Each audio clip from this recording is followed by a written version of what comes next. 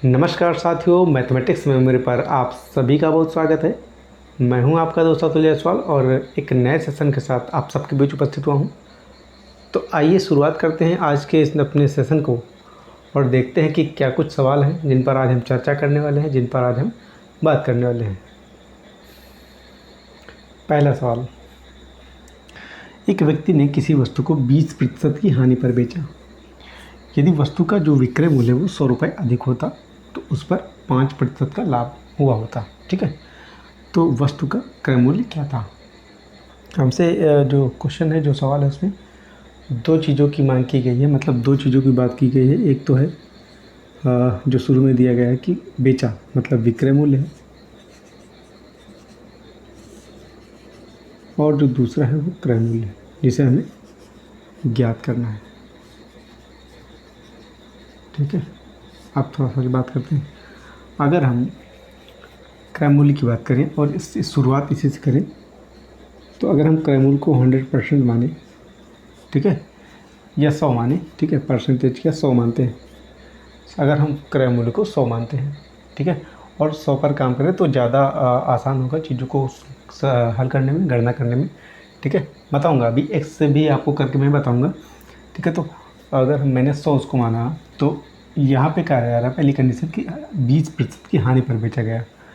तो यहाँ से अगर हम 20% की हानि निकालें तो ये 80 बचेगा।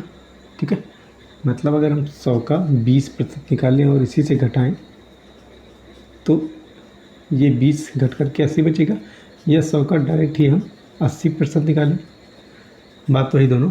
अब यहाँ 100 लेने का मतलब ये होता है, 100 लेने से फ़ायदा ये होता है कि अगर हम यहाँ 100 से 100 डायरेक्टली कट जाता है। अगर हम 500 लेते तो फिर यहाँ 500 बच जाता, 5 बच जाता, 600 में 6 बच जाता, ऐसे कुछ भी संख्या लेते हैं तो सिंपल सा 100 लेने का यही एक तरीका है, फ़ायदा है। ठीक है, इसीलिए 100 एक आधार के रूप में हम लोग लेते हैं। ठीक है, तो 80 बचा। अब यहाँ पे कहा जा रहा है कि 80% पर बेचा, 20% की हानि पर बेचा। ठीक है, तो 80% में बेचा होगा उसने। ठीक है, अब वस्तु का जो विक्रय मूल्य 100 रुपये अधिक होता। अब एक कंडीशन दी जा रही है कि जो वस्तु का विक्रय मूल्य है अगर उसको 100 रुपये बढ़ा दिया जाता, मतलब ये जो 80% है इसकी वैल्यू तो हमें पता नहीं, लेकिन अगर इसमें हम 100 रुपये और ऐड कर देते तो क्या होता, तो 5% का लाभ हुआ होता। अब लाभ किस पर होता है, क्रय मूल्य पर। ठीक है, तो क्रय मूल्य ये है, इस पर क्या होता, 5% का लाभ होता। तो हम कह सकते हैं कि इसका 105%। ठीक है, यानी 105% कुल मिलाकर विक्रय मूल्य होता। ठीक है, तो ये बराबर हो गया 105%। अब हमें फाइनली आप समझ लीजिए कि निकालना क्या है, क्रय मूल्य, जिसकी वैल्यू हमने मान रखी है 100। ठीक है, तो हमें 100% की वैल्यू फाइंड आउट करनी है, 100% की वैल्यू को निकालना है।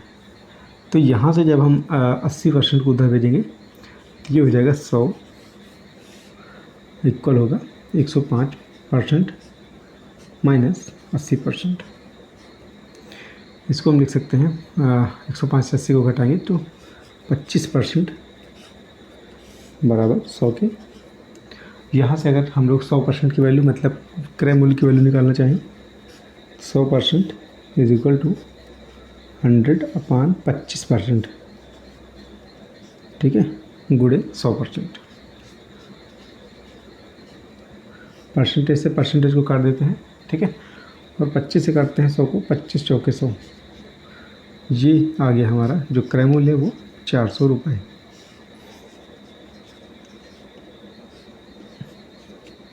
ठीक है, अभी आपको यहाँ पे एक कन्फ्यूजन हुआ होगा कि जो परसेंटेज हमने डायरेक्ट लिखा है कि 100 गुणे 100/25%।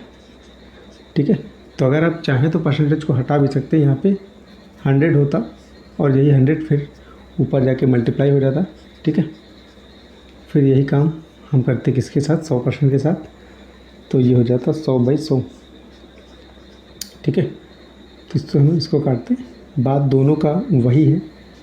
अगर आपको इस तरह से समझ में आ रहा है तो ज़्यादा एक्सपेंड करके तो आप उसको फैलाइए, ज़्यादा एक्सपेंड करिए तब हल करिए। ठीक है, अब बात करते हैं। अच्छा, ये तो हमारा आंसर है 400 रुपये, सील, अब तो नंबर सही हो गया। लेकिन अगर हम इसको एक्स से करना चाहें तो क्या करेंगे, तो सबसे पहले हम करेंगे काम कि हमने क्रय मूल्य को x माना, ठीक है, ये क्रय मूल्य। अब इस पर फटाफट काम करें कि इसको अगर 80% 20% की हानि पर बेचा, मतलब हम इसको 80% पर बेच रहे हैं, ठीक है, स्वयं के 80% पर।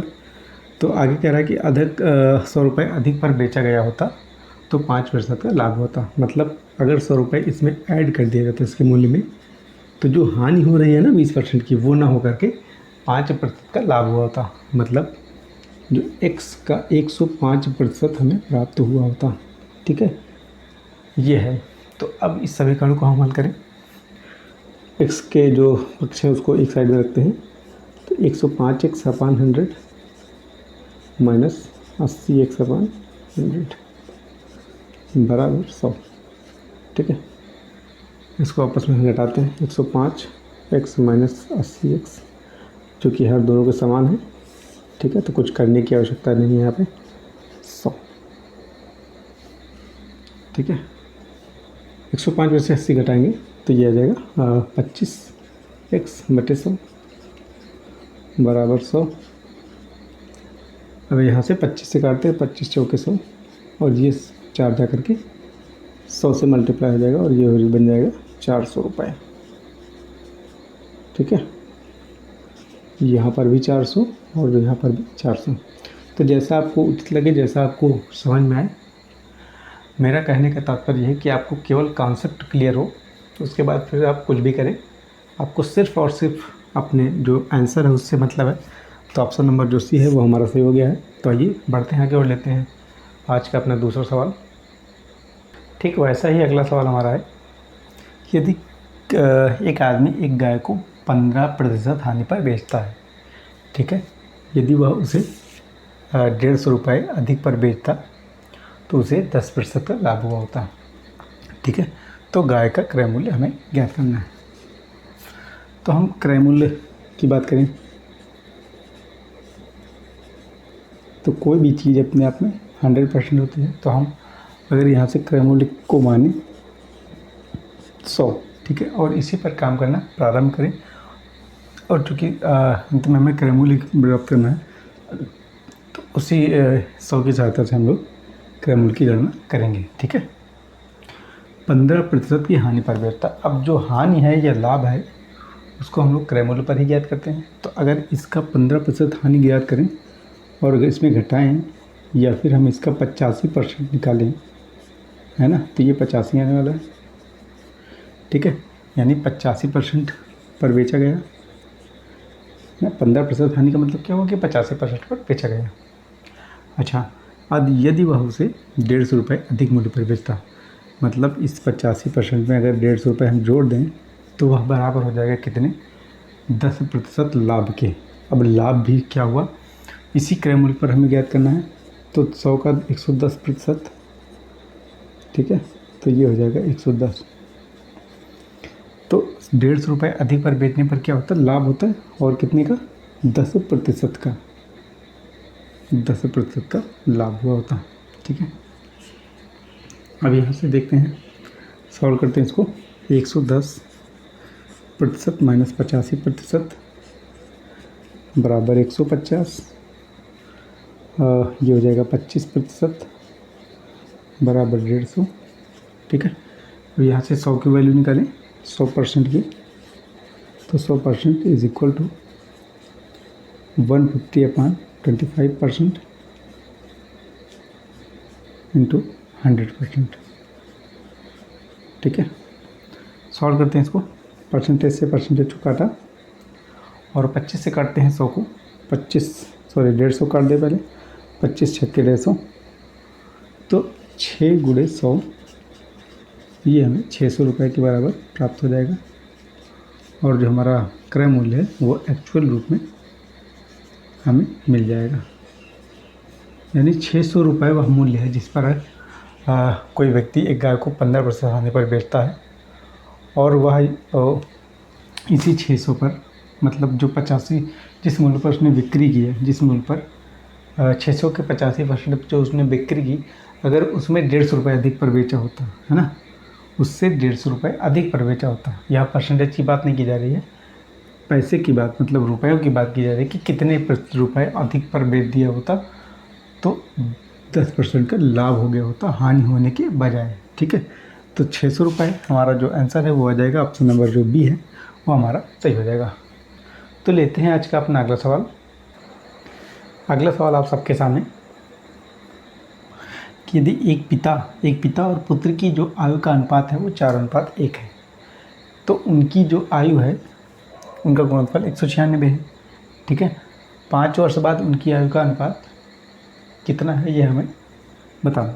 ठीक है, तो एक पिता है और उसका एक पुत्र है। अब इनकी कुछ आयु है। ठीक है, पिता और पुत्र की कुछ आयु है, उसी का अनुपात हमें दे रखा है 4 और 1 के अनुपात में, है ना। अनुपात का मतलब आप समझ रहे हैं कि किन्हीं दो संख्याओं में जब हम कुछ एक बड़ा से बड़ा फैक्टर हटा लेते हैं, बड़ा से बड़ा जो घनिष्ठ गुणनखंड है उसको अगर हम हटा लें तो वो जो बचता है दोनों संख्याओं का अनुपात या 3 संख्याओं का अनुपात या कहीं अधिक संख्याओं का अनुपात कहलाता है। ठीक है, मतलब आप कह सकते हैं कि अगर इसमें से जो हमने मासा निकाला, ठीक है, संख्याओं से अगर हमने उसका मासा निकाला, है ना, मासा का मतलब क्या होता है, महत्तम समापवर्तक। ठीक है, उसको बाहर करते ही वो संख्या एक अनुपात के रूप में या संख्याएं अनुपात के रूप में बन जाती हैं। ठीक है, तो इसको पूर्ण बनाने के लिए हम कुछ संख्या से उसमें मल्टीप्लाई करेंगे। तो हमने x से मल्टीप्लाई किया तो ये होगा 4x और ये x। ठीक है, 1 × x x हो जाएगा। ठीक है, तो अब ये संख्या हमें प्राप्त हो गई हैं एक काम करने योग्य, मतलब अब इन पर हम कंडीशंस अप्लाई कर सकते हैं।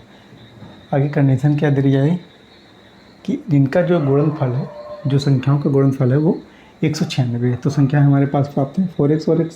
ठीक है, अब इन पर हम अप्लाई करें कि जब इनका गुणनफल करते हैं तो 4x × x और ये बराबर है 196 के। ठीक है, तो संख्या का गुणनफल 196 के बराबर है। इसको सॉल्व करते हैं, 4x² बराबर 196। ठीक है, यहाँ तक समझ में आया होगा आपको। x² is equal to 196/4। इसको सिंप्लीफाई करते हैं, 4 चौके 16 और 4 9 36। x इज इक्वल टू √49 और ये होता है 7 के बराबर। ठीक है, तो हमें 7x के रूप में जो संख्या प्राप्त हुई वो 7 हुई।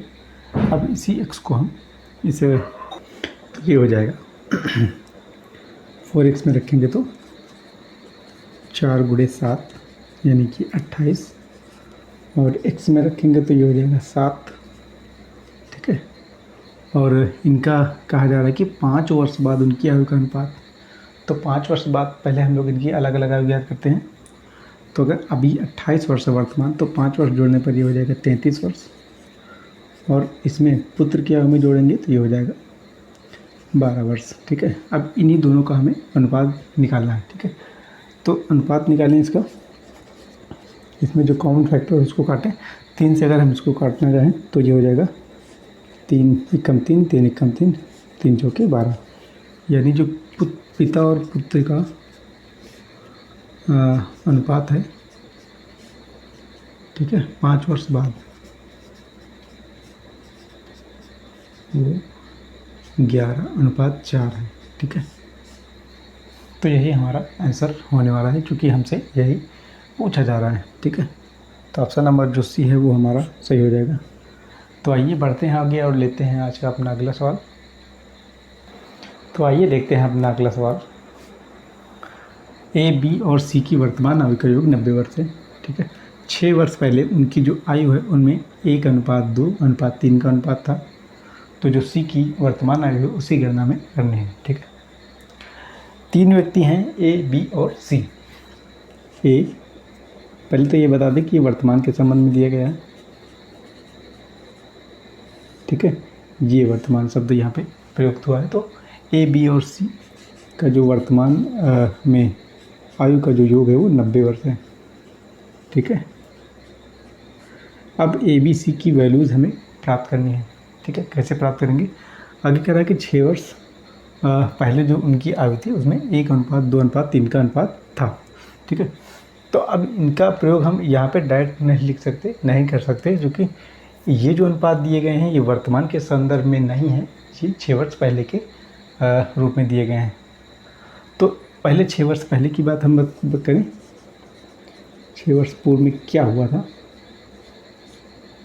ठीक है। तो यहाँ पे 6 वर्ष पूर्व जो ए की स्थिति थी, बी की स्थिति और सी की स्थिति, उनमें जो अनुपात था वो 1, 2 और 3 का अनुपात था, ठीक है। तो यहाँ से इसको हम पूर्ण संख्या के रूप में प्राप्त करें तो x से मल्टीप्लाई करें, x ये हो जाएगा 2x और ये 3x, मतलब 6 वर्ष पहले जो उनकी आयु थी वो x वर्ष अगर माने, और b की थी 2x वर्ष और c की 3x वर्ष, ठीक है। लेकिन हम वर्तमान की गणना वर्तमान में कार्यरत हैं, तो वर्तमान को प्राप्त करने के लिए हमें क्या करना पड़ेगा, यहाँ पे 6 ऐड करना पड़ेगा, तीनों में 6 ऐड करना पड़ेगा। तो अगर हम यहाँ पे 6 जोड़ें तीनों में तो ये हो जाएगा x + 6 और ये हो जाएगा 2x + 6 और तीसरा जो c है हमारा वो हो जाएगा 3x + 6। ये जो संबंध हमें प्राप्त हुई है वो वर्तमान की जो उम्र है वो कहे जाएंगे, ठीक है। अब इन्हीं आयु को हम लोग वर्तमान के जो ABC की उम्र है उनमें हम रखते हैं और जो x की वैल्यू है उसको प्राप्त करने की कोशिश करते हैं, ठीक है। तो a की बात करें तो यहाँ पे x + 6, ठीक है। अब ये a का काम हुआ, ठीक है, प्लस b की बात करें तो ये b की वैल्यू है 2x + 6, 2x + 6 रखेंगे b के स्थान पे तो 2x + 6, ठीक है। अब यहाँ से थोड़ा सा समझिए इसको, प्लस c की अगर हम बात करें तो c की जो वैल्यू है 3x + 6 उसको हम 3 के प्लेस पे रखेंगे, तो 3x + 6 ये हुआ, ठीक है। ये सारे जो बराबर हैं आपस में जोड़ने पर वो 90 के बराबर हैं। तो इसको हम लोग ओपन करते हैं, x + 6, 2x + 6 और 3x + 6 बराबर 90। इसको और थोड़ा सा सॉल्व करते हैं तो x, 2x और 3x जुड़ेंगे आपस में, हो जाएगा 6x प्लस 6 और 6 12, 6 18 बराबर 90, ठीक है। 6x = 90 - 18, ठीक है। तो जो 6x है वो 72 के बराबर हो जाएगा। 90 में से 18 घटाएंगे तो 72 के बराबर आएगा। तो यहाँ से x की वैल्यू निकालें तो 72/6, 6 का नाम 6, 6 दूनी 12, तो जो x की वैल्यू है वो 12 के बराबर प्राप्त हुई।